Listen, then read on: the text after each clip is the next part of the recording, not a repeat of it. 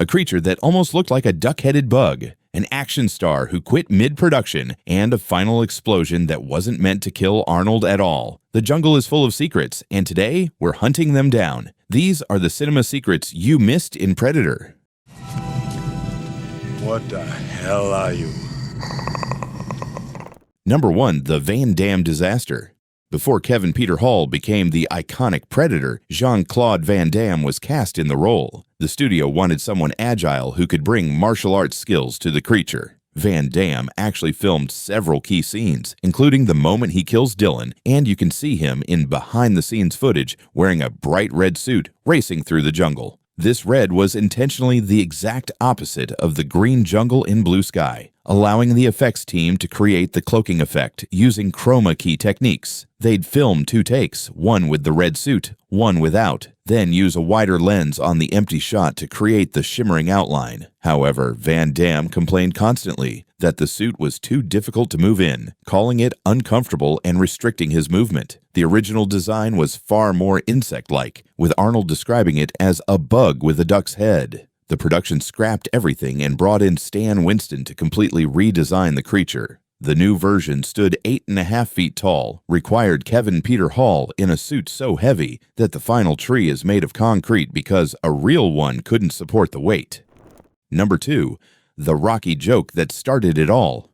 Predator exists because of a punchline. Screenwriter brothers Jim and John Thomas overheard a joke that after Rocky IV, Balboa had beaten the Russians and had no one left to fight except aliens. The Rocky vs. E.T. The joke inspired them to create the script, though they clearly pulled more from Rambo than Rocky. There's an urban myth that the film only got greenlit because Fox wanted something to fill the gap before Alien 3. But Predator was actually in production during 1985, a full year before Aliens released. Originally titled Hunter, the first draft centered on multiple alien species on a safari trip to Earth before being reworked to focus on a single hunter tackling the most dangerous game in the universe. Man. The original target was going to be a Native American character, which is poignant considering decades later we got Prey. The prequel centered around exactly that premise. When Arnold came aboard, he suggested centering it around a team of commandos because he wanted to make something like the Magnificent Seven. Number 3. The arms race on set. When you've got a guy who won Mr. Universe multiple times, everyone wants to look the most macho. Director John McTiernan had the cast training together for weeks starting at 6 a.m., running through fitness and firing regimes to build camaraderie. But the competitive spirit got out of control. Jesse Ventura would arrive 15 minutes before Carl Weathers and pour water over himself to make it look like he'd been working out for hours. This made Weathers start arriving even earlier, eventually working out at 3 a.m. Weathers would work out away from everyone so they couldn't see, acting like his physique came naturally. Ventura was over the moon when the wardrobe department told him his arms were bigger than Arnold's. He challenged Arnold to an arm measuring contest with a bottle of champagne for the winner. Ventura lost because Arnold had told the wardrobe department to lie to him in the first place. The psychology game was as competitive as the physical one. Number 4. The Optimus Prime connection. Peter Cullen, who voiced Optimus Prime, provided the Predator's voice. You can actually hear similarities in the performance if you listen closely. Cullen developed the iconic clicking sound because he said the Predator's face reminded him of a dying crab. The rattlesnake clicking you hear throughout the film can actually be detected very early on, just before they discovered the skinned bodies. When the Predator's eyes glow gold before it runs off, this was intentionally done to mimic a cat's eyes, another predator in nature. The shoulder cannon was nicknamed the Parrot Gun by the creative team, and the Predator's blood was made using the liquid from inside glow sticks. Number 5. The Claymore continuity.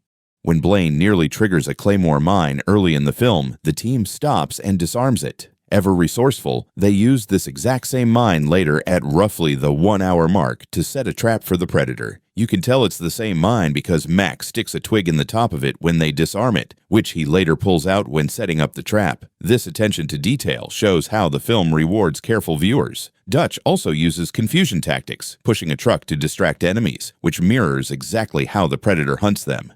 Number 6. The Billy Laugh Mystery. After Mac kills the wild boar, listen carefully to the audio. Fuck you, Roger. Fuck you. You can hear Billy's laugh, but Billy isn't on screen, and none of the group is laughing when we cut back to them. This is actually the Predator mocking Mac using recorded audio. The creature had recorded Billy laughing earlier when Hawkins told him a joke. The Predator plays this back very faintly throughout the film, which tips Billy off that something is watching them. This same laugh is used at the end during the self-destruct sequence, and it's become one of the film's most haunting audio signatures. Number 7. The hidden Predator shot.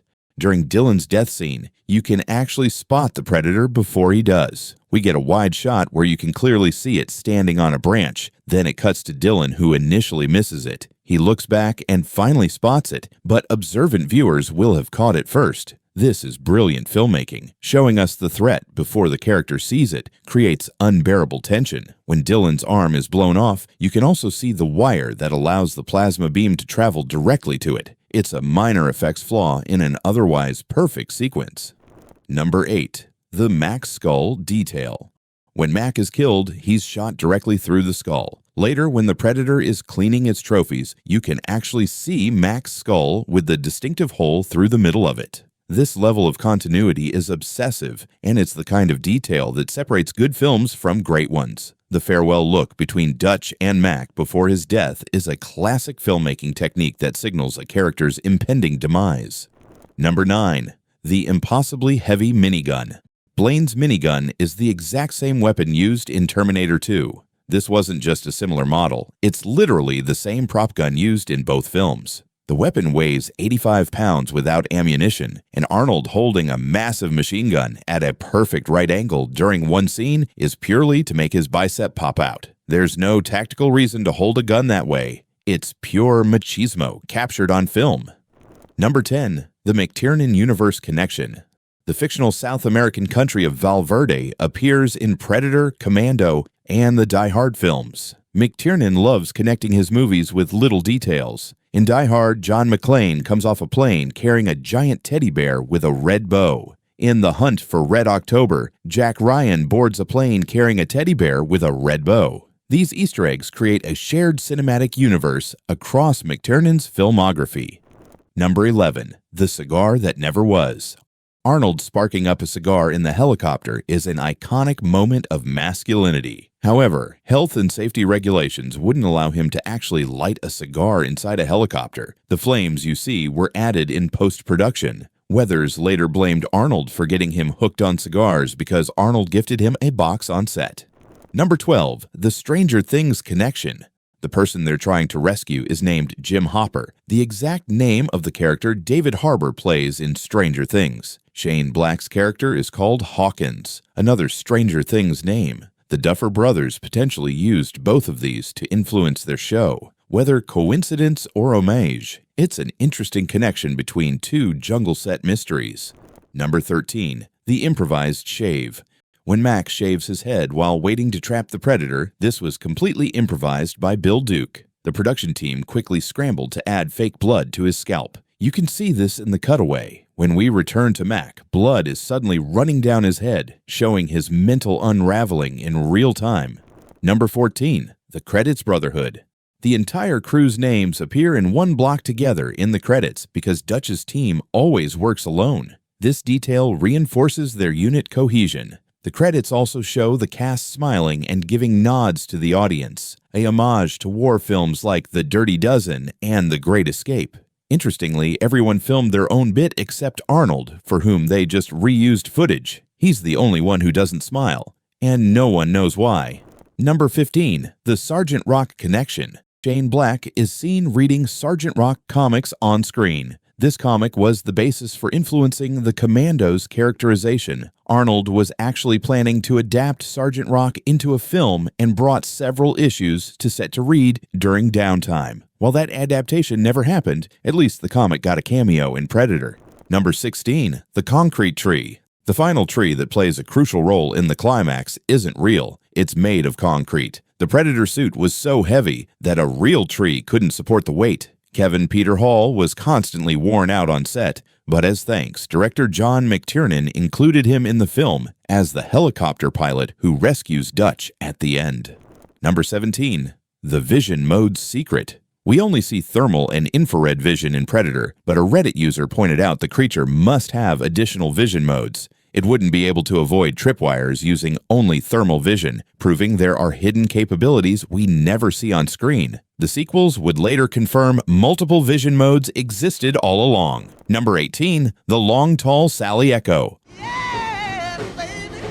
Long Tall Sally by Little Richard plays during the helicopter insertion, and Max sings it later in the film. The red light filter during this scene foreshadows the bloodshed to come. The song creates an eerie callback that connects the team's confident arrival to their desperate survival later. Which detail surprised you the most? And what's your take on the Predator's final moments? Drop your thoughts in the comments below. And remember, get to the chopper, but not before you like, subscribe, and share.